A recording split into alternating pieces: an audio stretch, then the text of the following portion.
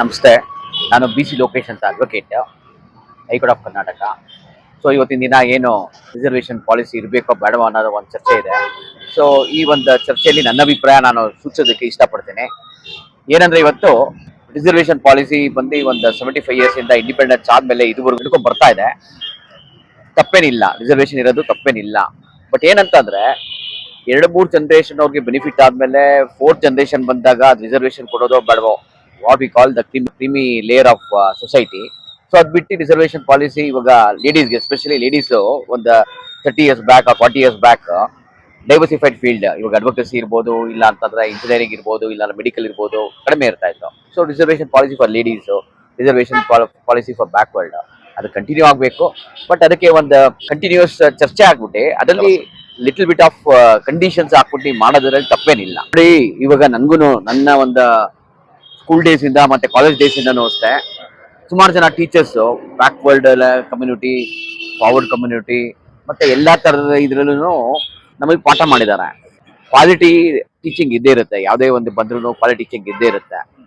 Reservation policy continue ಮಾಡೋದ್ರಿಂದ ಏನು problem ಏನಿಲ್ಲ. ಬಟ್ ಏನಂತಂದ್ರೆ ಶಿಕ್ಷಣಕ್ಕೆ, ಎಸ್ಪೆಷಲಿ ಎಜುಕೇಶನ್ ಇದರಲ್ಲಿ ಆಸ್ ದ ಎಕ್ಸ್ಪೀರಿಯನ್ಸ್, ಯಾವುದೇ ಟೀಚರ್ಸ್ ಯಾವುದೇ ವರ್ಗ ಇರ್ಬೋದು, ಆ ಟೀಚರ್ಸ್ಗೆ as the experience they will have very good quality and quantity and inputs also will be good. ಆ ಥರದ ಭೇದ ಭಾವನೆ ಎಲ್ಲೂ ಕಾಣ್ತಾ ಇಲ್ಲ ನನಗೆ.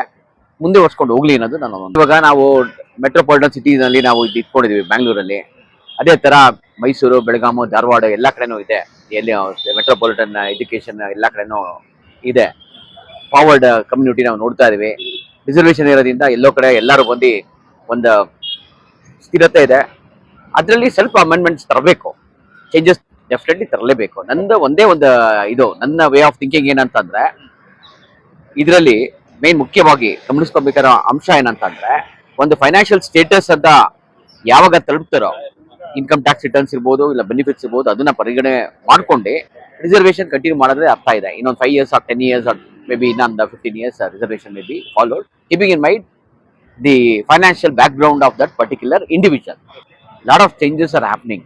ತುಂಬಾ ಚೇಂಜಸ್ ನಮ್ಮ ಸಮಾಜದಲ್ಲಿ ತುಂಬಾ ಚೇಂಜಸ್ ಆಗ್ತಾ ಇದೆ, ಆಗ್ಲೂಬೇಕು. ಇನ್ನೊಂದು 25 ಇಯರ್ಸ್ ನಾನು ಹೇಳ್ತಾ ಇದ್ದು, 10-15 ಇಯರ್ಸ್ ಅಂತ, ಇನ್ನೂ 100 ಇಯರ್ಸ್ ಡೌನ್ ದ ಲೈನ್ ನಾನು ಹೇಳ್ತಾ ಇದ್ದು, ಇಂಡಿಪೆಂಡೆನ್ಸ್ ಆದ್ಮೇಲೆ, ನಮ್ಮ ಸ್ವಾತಂತ್ರ್ಯ ಬಂದು ಇಂಡಿಪೆಂಡೆನ್ಸ್ ಆದ್ಮೇಲೆ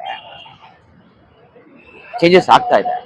upliftment of down trodden, backward ಮತ್ತೆ ಮೇಜರ್ ಕಮ್ಯುನಿಟಿಗೆ ಸ್ವಲ್ಪ ಎಫೆಕ್ಟ್ ಆಗ್ಬಹುದು, ಆಗಿದೆ, ಆಗಿಲ್ಲ ಅಂತ ಏನೇ ಇಲ್ಲ. ಮೇಜರ್ ಕಮ್ಯುನಿಟಿಗೆ ಇವಾಗ ಏನಂದ್ರೆ ರಿಸರ್ವೇಷನ್ ಪಾಲಿಸಿ ಏನಿದೆ, ಅವ್ರ ಕ್ಯಾಸ್ಟ್ ಬೇಸಿಸ್ ಮೇಲೆ ಏನ್ ಮಾಡಿದ್ದಾರೆ ಅದನ್ನ ಸ್ವಲ್ಪ ನೋಡ್ಕೊಂಡು ಮಾಡೋಂಥದ್ದು ನಮ್ಮ ಸ್ಟೇಟ್ ಗೌರ್ಮೆಂಟ್ ಆಗಲಿ ಸೆಂಟ್ರಲ್ ಗೌರ್ಮೆಂಟ್ ಆಗಲಿ ಯಾವುದೇ ಒಂದು ಸ್ಕೀಮ್ ಅಲ್ಲಿ ಇಂಪ್ಲಿಮೆಂಟೇಷನ್ ಆಗ್ಬೇಕಾದ್ರೆ ಎಲ್ಲಾ ತರನು ಪರಿಗಣನೆ ತಗೊಂಡು ಮಾಡಬೇಕಾಗಿದೆ. ಇವಾಗ ಬ್ಯಾಕ್ವರ್ಡ್ ಅಲ್ಲಿ when they come to the front line, when they reach the particular status of being comfort zone ಬಂದ ಮೇಲೆ ಅವ್ರಿಗೆ ರಿಸರ್ವೇಶನ್ ಬೇಕಾಗಿಲ್ಲ ಅನ್ನೋದು ನನ್ನ ಒಂದು ವಾದ. ನಾನು ಟೋಟಲ್ ರಿಸರ್ವೇಶನ್ ಅಗೇನ್ಸ್ಟ್ ಅಲ್ಲ, ಪಾರ್ಷಿಯಲ್ ರಿಸರ್ವೇಶನ್. ಪಾರ್ಷಿಯಲ್ ಅಂದ್ರೆ ಒಂದು community comfort zone, economic zone ನಾವು ರೀಚ್ ಆದ್ಮೇಲೆ ಇದು ಅವ್ರಾಗ ಅವರೇ ಕೆಲವರು ಇವತ್ತು ನನ್ನ ಫ್ರೆಂಡ್ ಸರ್ಕಲ್ ಎಲ್ಲ ಫುಲ್ ಇದಾರೆ, not taken up reservation policy ಇದ್ರು not taken up reservation, they come in general class, general merit ಅಲ್ಲೇ ಬರ್ತಾರೆ.